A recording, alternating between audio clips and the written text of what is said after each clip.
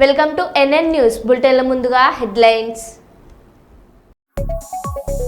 గిరిజన రైతులకు మద్దతుగా బీఆర్ఎస్ ధర్నా.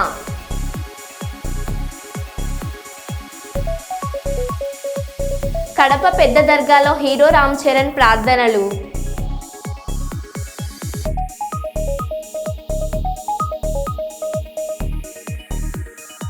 కార్తీక మాసం సందర్భంగా శ్రీశైలం మహాక్షేత్రంలో వైభవంగా లక్ష దీపోత్సవ కార్యక్రమాలు.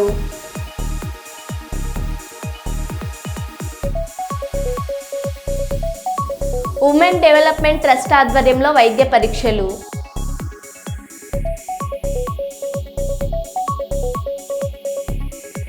న్యూయార్క్ నగరంలో జరిగే ఐక్యరాజ్య సమితి సమావేశంలో పాల్గొన్న నంద్యాల పార్లమెంట్ సభ్యురాలు Lok Sabha deputy floor leader doctor Byreddy Sabari.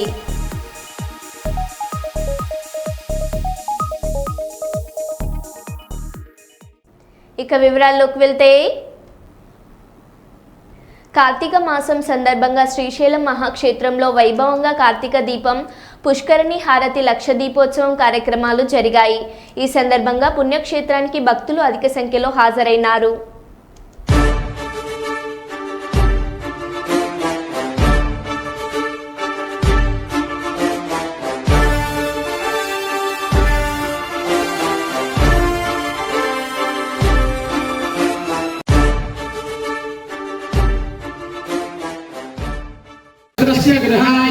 अक्षतान् समर्पयामि अलङ्करणार्थम् आभरणार्थं हरिद्रादि कुङ्कुमचूर्णानि समर्पयामि पुष्पैः पूजयामि.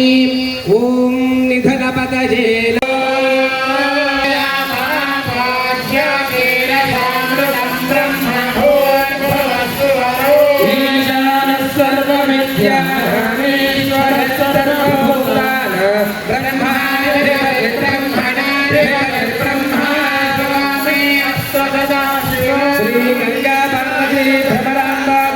मल्लिकार्जुन महास्वामिने नमः.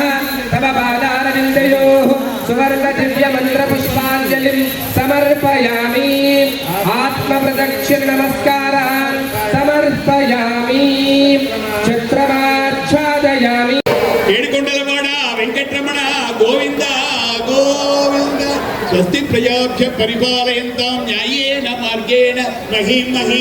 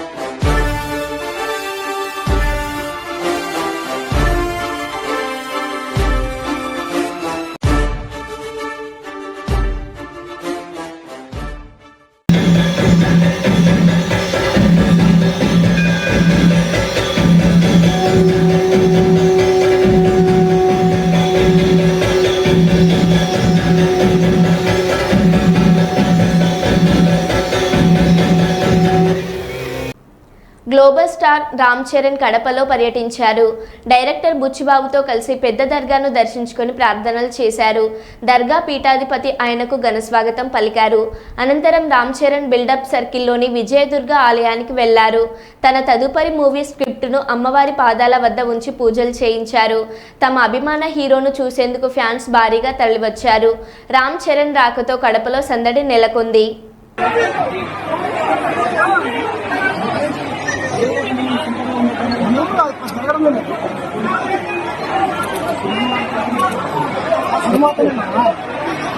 ప్లేస్ ఇస్తే అన్నా అరే ఆయన రామ్ చరణ్ నమ్మటం లేదు. స్వామి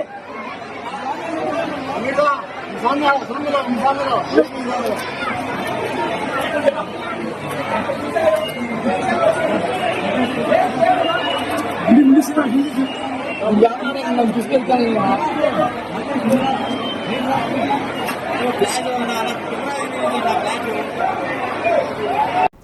ములుగు జిల్లా జంగాలపల్లి గ్రామంలో గడిచిన 2 నెలలలోపే 23 మంది వరకు మృతివాత పడ్డ సంగతి తెలిసిందే.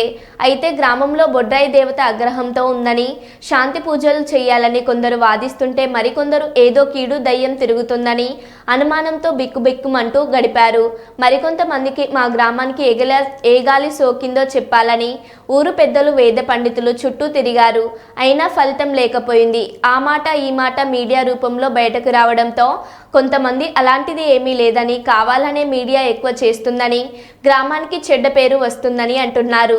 మరికొంతమంది బాహ్య ప్రపంచానికి తెలియడంతో ఏదో ఒక దారి దొరుకుతుందని అంటున్నారు.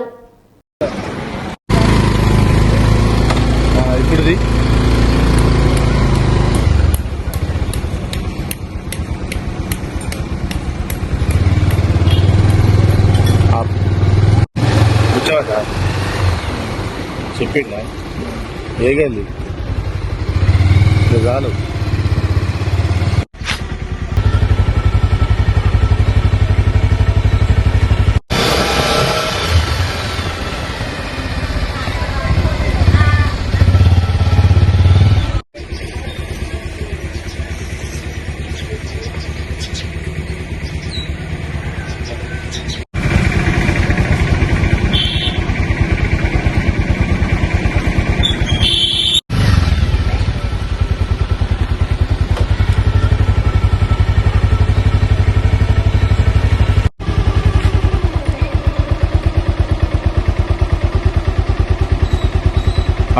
బొడ్రాయి పెట్టినప్పుడు 48 మంది చనిపోయింది.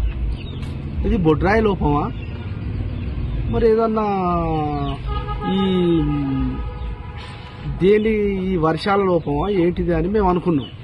కానీ బొడ్రాయి పెట్టినప్పుడు 48 మంది ఎప్పుడైతే చనిపోయిందో అప్పటి నుండి మేము పరిగణలోకి తీసుకొని అరే ఏమైతుంది అని చేసినాం. కానీ ఈ బొడ్రాయి పెట్టిన కాడి నుండి కూడా గతం నుండి కూడా ఇప్పటి వరకు కూడా చనిపోతున్నారు.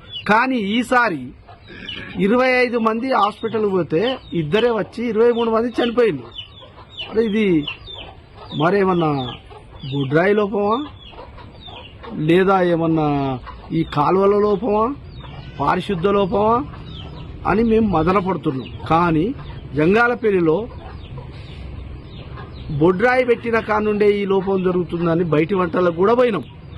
కానీ ఏది ఏమైనా ప్రజలం ఏమనుకుంటామంటే ఏది మాకు ఎలాంటి లోపం రాకుండా చూడాలనేదే దేవుణ్ణైనా దైవాన్నైనా దేన్నైనా మొక్కుచున్న క్రమంలో మీడియా వాళ్ళు వచ్చి మమ్మల్ని అడిగినప్పుడు మాకు ఏది తెలియటం లేదు. బొడ్రాయి లోపమా, గుడి లోపమా, పారిశుద్ధ లోపమా, ఏ లోపం మాకు తెలియట్లేదు. గవర్నమెంట్ కానీ మీడియా కానీ మా ఊర్లో ఏం జరుగుతున్నదో మాకు పరిపూర్ణంగా పూర్తి స్థాయిలో మాకు న్యాయం చేయాలని మేము కోరుకుంటున్నాం. ములుగు మండల్ మాది జంగల్పల్లి గ్రామం. నాకన్నా చిన్న పిల్లగాళ్ళు, నా వయసు కంటే చిన్న పిల్లగాళ్ళు చనిపోయిండ్రు. ఇప్పటికీ దసరా అవతల నుంచి ఇప్పటి వరకు 50 మంది చనిపోయిండ్రు అన్న. ఈ ఊరికి ఏమైందో ఏం కదో తెలియదు. కాకపోతే బొడ్రాయి ఇక్కడ యాటను కొట్టాలి, అది చేయాలి, ఇది చేయాలన్నారు. ఈ గ్రామ సర్పంచ్ ఇప్పుడు 6 నెలలు 4 నెలలు అయితే లేడు. కార్యదర్శి చేతులు ఉన్నది. ఎవరు పెద్దలు పట్టించుకుంటలేరు. పెద్దలకు చెప్పిన సుత మొన్న అయ్యగారిని తీసుకొచ్చిండ్రు. ఆ బొడ్రాయి కాడ తీసుకొస్తే వాస్తు లేదు, అది లేదు, ఇది లేదు అన్నారు. ఆ బొడ్రాయి కాడ ఇంటికి బిందె నీళ్లు, కుంకుమ పసుపు తీసుకొచ్చి బొడ్రాయి కాడ పోయాలి. దేవుని కాడికి వచ్చి దేవుని పెద్దమ్మ తల్లి గుడి కాడికి వచ్చిళ్ళు. పెద్దమ్మ తల్లి గుడి కాడ సుత చూసిళ్ళు అయ్యగారు. మళ్ళా పొసవ తల్లి గుడికాడ చూసిళ్ళు. ఇంటికి బిందె నీళ్లు పోయిండ్రి, అది చేద్దామని అన్నారు. చిన్న పిల్లగాళ్ళు మాత్రం ఈ ములుగు దాటిపోతే అనుకుండా పోతే శివాలయ వస్తాను. ఈ పెద్దలు పట్టించుకుంటలేరు. ఓట్లు వేసానికి వచ్చినప్పుడైతే ఓట్లు మాకు ఇది పైసలు కావాలి, ఇది కావాలి, అది కావాలి అంటే చెత్తం అంటాను, ఓట్లు వేసుకుంటాను, పోతాను. అదే మంత్రి సీతక్కనే ఎమ్మెల్యే ఉన్నప్పుడు 3 సార్లు గెలిచింది. ఇప్పుడు సీతక్క మీ ఊరినే ఎమ్మెల్యే గెలిచిన మీ జంగల్పేట గ్రామంలో మంచిగా మెజార్టీ వచ్చింది, నేను చూసుకుంటా అన్నది ఇంతవరకు చూడలే. ఒక మంత్రి పదవి వచ్చినప్పుడు వచ్చింది, చూసింది, కరువు పని కనుక వచ్చింది. మీరు సెంటర్ ఇలా నా కరువు పనికి 400 కరువు పని పైసలు కట్టిస్తా అన్నారు అని చెప్పింది, పోయింది. ఇంతవరకు పట్టించుకోలే. మరి ఆమె మరి ఊరికి మెజార్టీ వచ్చినప్పుడు మరి ఇప్పుడు ఈ ఊరికి ఏమైతుంది, ఏం కంత చిన్న పిల్లగాళ్ళు చనిపోతాను, మరి ఏంది అని ఒక్కసారి కూడా అడగలేదు. అది అమెరికాలోని న్యూయార్క్ నగరంలో జరిగే ఐక్యరాజ్య సమితి సమావేశంలో పాల్గొన్న నంద్యాల పార్లమెంట్ సభ్యులు, Lok Sabha deputy floor leader doctor Byreddy Shabari. భారతదేశ ప్రధానిగా మన దేశానికి ప్రాతినిధ్యం వహిస్తున్న నంద్యాల ఎంపీ డాక్టర్ బైరెడ్డి శబరికి తెలుగు ప్రజలు కూడా అమెరికాలో శుభాకాంక్షలు తెలిపారు.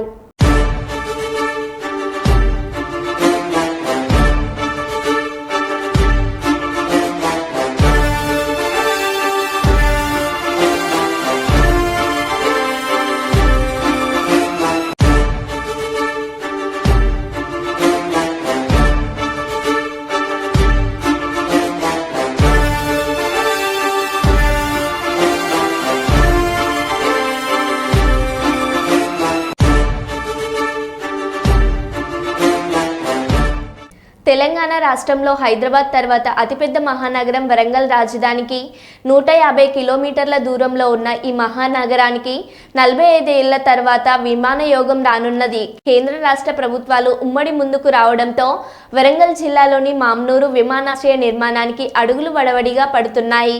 అందులో భాగంగానే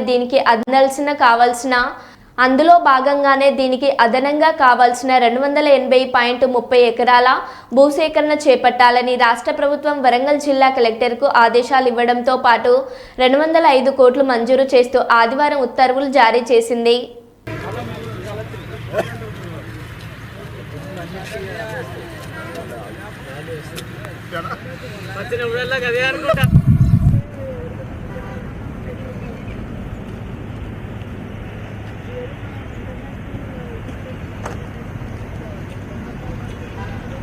డెవలప్ చేయాలి కదా, డెవలప్ చేయాలంటే ఇక్కడ మళ్ళీ ల్యాండ్ ఎక్విజిషన్ చేయాలి.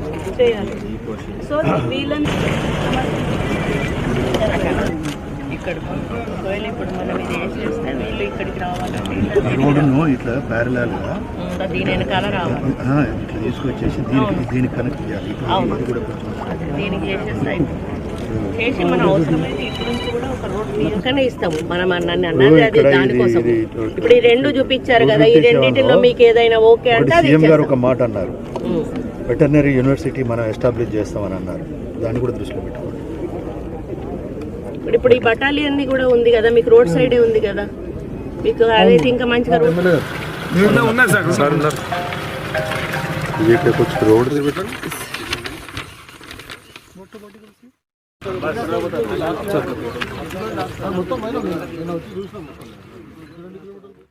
ఎందుకంటే గతంలో ఇక్కడ విమానాలు నడిచిన తర్వాత ఆగిపోయింది. కానీ మన ప్రభుత్వం వచ్చినాక రేవంత్ రెడ్డి గారు చాలా పర్టికులర్గా వరంగల్ని 2వ రాజధానిగా అన్ని రంగాల్లో అభివృద్ధి చేయాలి, ఎన్ని కోట్ల ఖర్చైనా కూడా పెట్టుకుంటాను, మీరు దానికి మంచి ప్లాన్ ప్రిపేర్ చేయండి అని చెప్తూ దాంట్లో ఎయిర్పోర్ట్ అనేది మనకు చాలా ఇంపార్టెంట్. దాన్ని మీరు తప్పనిసరిగా ఎట్టి పరిస్థితుల్లో మనం ఎంత వీలైనంత త్వరలో దాన్ని మనం కట్టించగలిగితే మనకు అంత మంచి జరుగుతుంది. ఎందుకంటే మీకు తెలుసు ఇప్పటికే టెక్స్టైల్ పార్క్ వచ్చింది. టెక్స్టైల్ పార్క్ వచ్చినప్పుడు ఇండస్ట్రీస్ కానీ కంపెనీస్ కానీ వచ్చినప్పుడు మనకి ఇక్కడికి ట్రాన్స్పోర్టేషన్ అనేది ఉంటే ఇంకా మనకి ఇండస్ట్రీస్ ఇంకా కంపెనీస్ ఎక్కువ వచ్చే అవకాశం ఉంటుంది. అవి వచ్చినప్పుడు మనకు పిల్లలకు ఉపాధి ఉద్యోగాలు కలిగేటువంటి అవకాశం ఉంటుంది. మన కుటుంబ సభ్యులు కూడా కూలీ పని నుంచి మొదలు పెడితే పెద్ద మేనేజర్ పనుల వరకు కూడా చేసుకునే అవకాశం ఉంటుంది. ఇప్పుడు ఉన్న పరిస్థితులలో మీ ల్యాండ్స్ ఏవి అంటే మీ ల్యాండ్ కొంత తీసుకుంటే మీ ల్యాండ్ తీసుకుంటేనే ఈరోజు మనం పెద్ద ఎయిర్పోర్ట్ కట్టగలుగుతాం. చిన్న ఎయిర్పోర్ట్ కట్టడం వల్ల మనకు లాభం లేదు. దాని తర్వాత మళ్ళీ పెద్ద ఎయిర్పోర్ట్ కూడా మనం శాంక్షన్ చేసుకోవడం చాలా కష్టమైంది. కాబట్టి ముందే మనం ఇంటర్నేషనల్ ఎయిర్పోర్ట్ లెవెల్లోనే ఎయిర్పోర్ట్ కట్టాలి అనేది ఒక లక్ష్యంగా పెట్టుకొని దాంట్లో మీ ల్యాండ్స్ మీరు ఈరోజు చెప్పాలంటే మీరు త్యాగం చేస్తూ ఉన్నారు. ఎయిర్పోర్ట్లో చరిత్రలో మీరు నిలిచిపోతారు. ఎందుకంటే మీరు ఇవ్వడం వల్లనే ఈరోజు వరంగల్కి ఎయిర్పోర్ట్ వచ్చింది అనేది మీరు చరిత్రలో నిలిచిపోతారు. నీరు వస్తుంది, తర్వాత రోడ్ వస్తుంది, అన్నీ వస్తున్నాయి. ఉన్నది ఎందుకు మాకు ఏదో పిల్లల పెళ్లిళ్ళు అవి ఉన్నాయి అన్నట్టు డబ్బులు తీసుకోండి. అందులోంచి మీరు మంచి కార్యక్రమం. మీరందరూ పెద్ద హృదయంతో పెద్ద మనసుతో ముందుకు వచ్చిండ్రు. ఎందుకంటే కాంగ్రెస్ ప్రభుత్వం వచ్చాక బలోపేతమైన నిర్ణయాలు తీసుకుంటున్నాం. వరంగల్ సిటీని అండర్ డ్రైనేజ్, ఎయిర్పోర్టు, అలాగే inner roads, outer ring roads, Warangal దిశ మారబోతుంది. అలాంటి మనం రెండో అతిపెద్ద డెవలప్మెంట్ రాజధానిగా మనం చేయాలి. హైదరాబాద్ నీట్గా అభివృద్ధి చేయాలి. అలా జిల్లా గౌరవ మంత్రి గారితో శాసనసభ్యులతోటి మీటింగ్ పెట్టి, అధికారులతో మీటింగ్ పెట్టి మీరందరూ కూడా దీని మీద ఒక ఆలోచన చేసి మామ్నూరు ఎయిర్పోర్ట్ రైతుల దగ్గరికి వెళ్ళండి. రైతులకు మన ప్రభుత్వ పరంగా మనం ఏమేమి చేయగలుగుతున్నామో చెప్పండి. వారిని ఒక కాన్ఫిడెన్స్ తీసుకోండి, వారి సహకారం తీసుకోండి అని చెప్పి. ప్రాంతమైన అభివృద్ధి చెందాలంటే రవాణా సౌకర్యం ఉండాలి. అది హైవేస్ కానీ, రైల్వేస్ కానీ, ఎయిర్వేస్ కానీ. ఆ విధంగా మన వరంగల్ జిల్లాలో కనుక ఎయిర్పోర్ట్ వస్తే ఇప్పుడు ఆల్మోస్ట్ వచ్చేసినట్టే. కానీ ఒక్కసారి ఒక ఎయిర్పోర్ట్ అనేది మనకి డెవలప్ అయ్యి అది ఫంక్షనల్గా ఉంటే మన వరంగల్ ఎంత బాగా అభివృద్ధి చెందుతుంది అన్నది మనందరికీ తెలిసిన విషయమే. ఇంకా మీరందరికీ కూడా నేను ప్రత్యేకంగా కృతజ్ఞతలు చెప్తున్నాను. చాలా రాజధానిగా ఉండి మనం ఉమ్మడి ఆంధ్రప్రదేశ్లో ఉన్నా కూడా మనకు ఒక జిఎంఆర్ ఎయిర్పోర్టే ఉంది. ఈరోజు మీ అందరి సహకారంతో ఇక్కడ 2వ ఎయిర్పోర్ట్ రాబోతున్నందుకు, దాంట్లో మీరు భాగస్వామ్యం చాలా గర్వంగా ఉంది. మీతో నాకున్న అనుబంధం ఒక కుటుంబ అనుబంధం మీ అందరికీ కూడా తెలుసు. రాజకీయ అనుబంధం ఇప్పుడు కూడా లేదు. అదే అభిమానంతో, అదే ప్రేమతో ఈరోజు మీ ముందుకు వచ్చి మేము ఈ విధంగా మీరు సహకరించండి అన్న వెంటనే మీ అందరూ కూడా అంగీకరించి సహకరించినందుకు మీ అందరికీ కూడా పేరు పేరున ప్రత్యేక ధన్యవాదాలు, కృతజ్ఞతలు తెలియజేస్తా ఉన్నాను. అక్వైర్ చేయబోతున్న ల్యాండ్ మీద మనం మాట్లాడతాము. సో దాంట్లో మీ రిక్వైర్మెంట్ ఏముంది అనేది ఏ విలేజెస్కి గాను లేదా టౌన్షిప్ అన్నారు ప్లస్ చికెన్ ల్యాండ్ పోయే వాళ్ళు అనేది మీరు రిక్వజిషన్స్ అయితే పరిశీలిస్తారు. తర్వాత అధికారుల సైడ్ మీరు స్టాండర్డ్ సబ్ డివిజన్ సర్వే అసలు ఎంత ఎగ్జాక్ట్గా అవసరం పడుతుంది, what are all the estimates, existing rates ఏంటి, వీళ్ళు రిక్వైర్మెంట్ ఇచ్చిన తర్వాత ప్రాస్పెక్టివ్ ఏంటనేది ఎస్. సో అన్నిటి కలిపి మీరు అన్న ఒక కంప్లీట్ ఎస్టిమేట్ బుక్ అనేది మీకు next 3 to 4 days next Monday కల్లా ఇచ్చేదానికి మేము ట్రై చేస్తున్నాం. సో దట్ మీరు హైదరాబాద్ లెవెల్లో మొత్తం మళ్ళీ అందరూ టీం వెళ్ళి ఆనరబుల్ చీఫ్ మినిస్టర్ గారికి అది ప్రజెంట్ చేసి. డాక్టర్ బిఆర్ అంబేద్కర్ కోనసీమ జిల్లా ఆలమూరు మండలం వినపల్ల గ్రామ ఆడపడుచు విద్యావంతురాలు, న్యాయవాది, గవర్నమెంట్ అసిస్టెంట్ ఫ్లేడర్ విద్యా ప్రసన్న ఆధ్వర్యంలో ఈ వైద్య పరీక్షలు నిర్వహించారు. హార్ట్, డెంటల్, కళ్ళ పరీక్షలు, షుగర్, బీపీ, ఈసీజీ వాళ్ళు రకాల వైద్య పరీక్షలను నిర్వహించారు.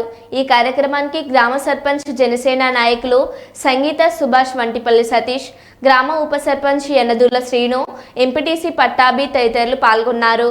సుభాష్ మాట్లాడుతూ ట్రస్ట్ చైర్మన్ ప్రసన్న దంపతులను సన్మానించి సర్పంచ్గా మా వంతు కృషి చేస్తామని తెలిపారు. డెల్టా హాస్పిటల్, గౌతమి నేతాలి, డయాబెటిక్, రామదంత వైద్యశాల పలు రకాల వైద్య సేవలు ఉచితంగా అందిస్తున్నారు. ఈ ఉచిత మెగా వైద్య శిబిరానికి గ్రామస్తులు పెద్ద ఎత్తున తరలివచ్చారు. వైద్య పరీక్షల అనంతరం మెరుగైన వైద్యానికి ట్రస్ట్ చైర్మన్ విద్యా ప్రసన్న ముందుకు తీసుకువెళ్తానని తెలియజేశారు.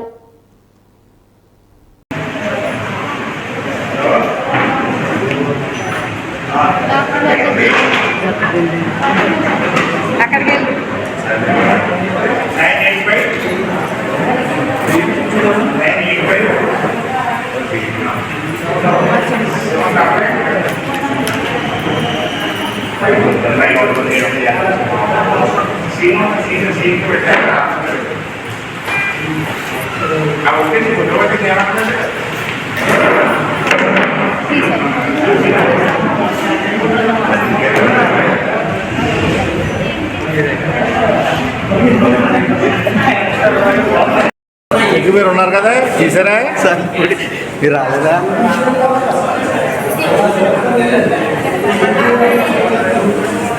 మేము వెళ్ళలేదని అడుగుతున్నాం.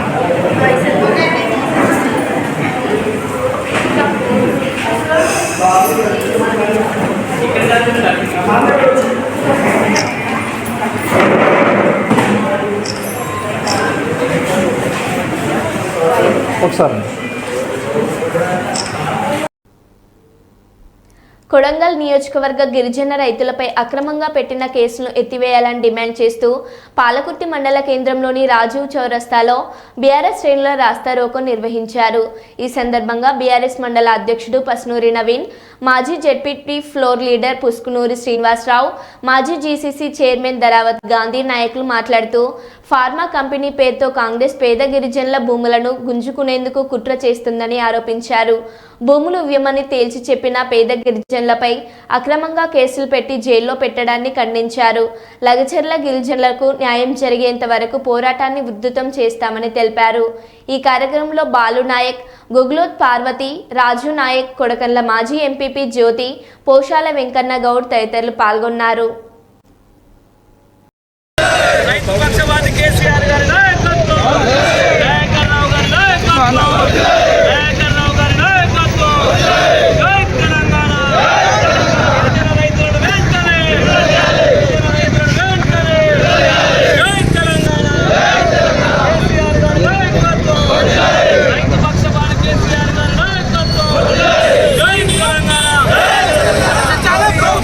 బాధితులందరినీ బేషరతుగా విడుదల చేసి ఈ ప్రభుత్వ దమనకాండ, కాంగ్రెస్ ప్రభుత్వ రేవంత్ రెడ్డి యొక్క దమనకాండ నశించాలి. గిరిజనుల పైన ఈ అక్రమ దాడులు నశించాలి. ఈ యొక్క దాడులను ఖండిస్తున్నాం. ఇక్కడ రేవంత్ రెడ్డి గారి ప్రభుత్వం గిరిజన ఓట్లతోటే మేము అధికారంలోకి వచ్చినామని చెప్పుకుంటూ గిరిజనులపైనే క్రూరంగా ప్రవర్తిస్తూ గిరిజనులపైన వారి యొక్క ప్రతాపం చూపిస్తున్నారు. అదేవిధంగా స్థానిక ఎమ్మెల్యే గారు స్వతంత్ర పాలకుర్తికి మేము గెలిచినాక వచ్చిందంటున్నారు. ఓ అమ్మ, మీరు అమెరికా నుంచి వచ్చినారు, మీరు అమెరికాలో స్వతంత్రం మీకు లేకపోవచ్చు, మాకు 1947లోనే స్వతంత్రం వచ్చింది. పాలకుర్తిలో అనేక రకాల అభివృద్ధి కార్యక్రమాలు జరిగినాయి. కానీ లగిచెర్ల బాధితుల పట్ల కనీసం మీకేమైనా ఎమ్మెల్యేగా స్థానిక గిరిజన ఓట్లతో గెలిచిమని అనుకుని మీరు గిరిజన ప్రాంత వాసులు ఎక్కువ ఉన్నారు కనుక లగిచెర్ల బాధితులను వెంటనే విడుదల చేయాలని చెప్పడం, లగిచెర్ల బాధితులపై అక్రమంగా వారు కఠినంగా శిక్షించాలని చెప్పడం ఇక్కడ ఎమ్మెల్యే యొక్క అవివేకానికి నిదర్శనమని నేను చెప్తున్నాను. ఏదేమైనా ఈ రాష్ట్ర ప్రభుత్వం క్రూరంగా వ్యవహరిస్తున్నది.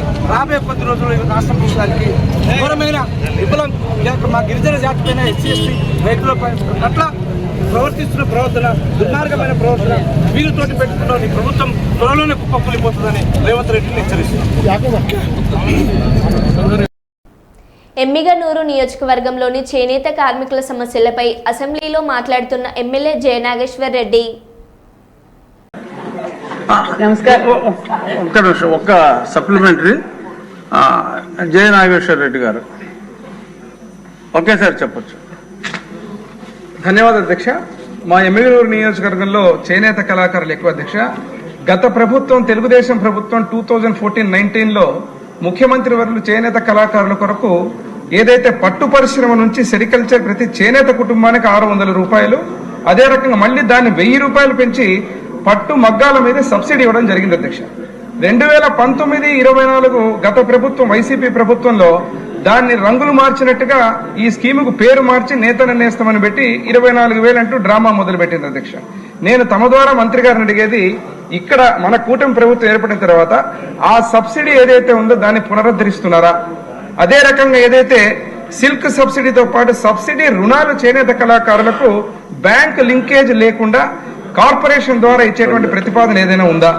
అదేవిధంగా మూడోది, శాసనసభ్యురాలు గౌరవనీయులు చెప్పిన విధంగా వర్క్ షెడ్లకు ఏదైతే అమౌంట్ ఉందో ఆ అమౌంట్ ను పెంచి చేనేత కళాకారులకు ఈ రోజు మళ్ళీ దాన్ని ఇచ్చే విధంగా ఏదైనా ప్రతిపాదన చేస్తున్నామా?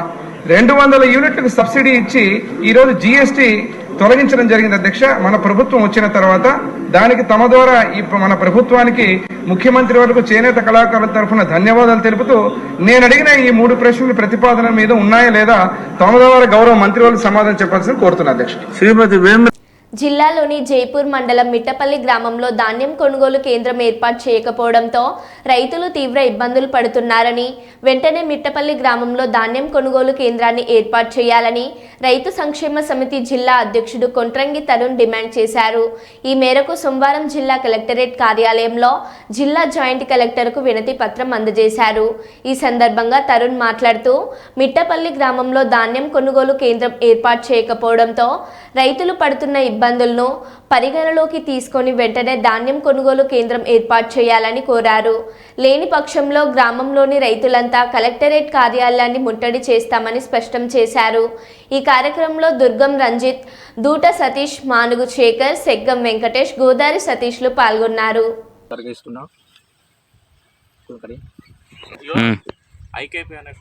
పెళ్లిలో వడ్ల కొనుగోలు అనేది లేదు.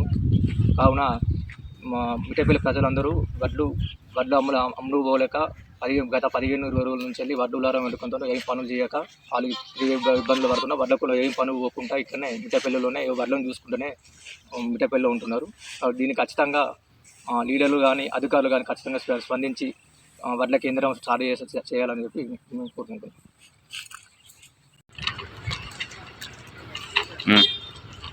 మాది మిట్టపల్లి గ్రామం, జైపూర్ మండలం. ఈరోజు వడ్ల కేంద్రంలో మిట్టపల్లిలో వడ్ల కేంద్రం అనేది ఏర్పాటు లేకపోవడంతో ఈరోజు రైతులందరూ 15-20 రోజుల నుంచి వెళ్ళి వడ్లు అనేది కొనుగోలు జరగలేకపోవడంతో ఈరోజు కలెక్టర్ ఆఫీస్ దగ్గరికి వచ్చి నేను వడ్లు కొనుగోలు జరగాలని చెప్పేసి కలెక్టర్ దగ్గరికి రావడం జరిగింది. జాయింట్ కలెక్టర్ దగ్గరికి రావడంతో మాకు వడ్లు కొనుగోలు జరగాలి. రైతులు 15-20 రోజుల నుంచి వెళ్ళి వడ్లు కొనుగోలు అనేది జరగలేదని చెప్పేసి పక్కపక్క జిల్లాలో పక్కపక్క గ్రామంలోని కేంద్రాలు వరి కేంద్రాలు వడ్ల కేంద్రాలు అమ్మకాలు జరుగుతున్నాయి. మా ఊర్లో మాత్రం జరుగుతలేదని చెప్పేసి అని వెంటనే జాయింట్ కలెక్టర్ గారు మా బాధ, రైతుల బాధలు, వాళ్ళ సమస్యలు మొత్తం స్పందిస్తా అని చెప్పేసి అని వెంటనే కొనుగోలు ప్రయత్నం మేము వెంటనే చేస్తామని చెప్పేసి అని మాతో మాట్లాడడం జరిగింది. మరో బులెటిన్లో మళ్ళీ కలుద్దాం. Stay tune.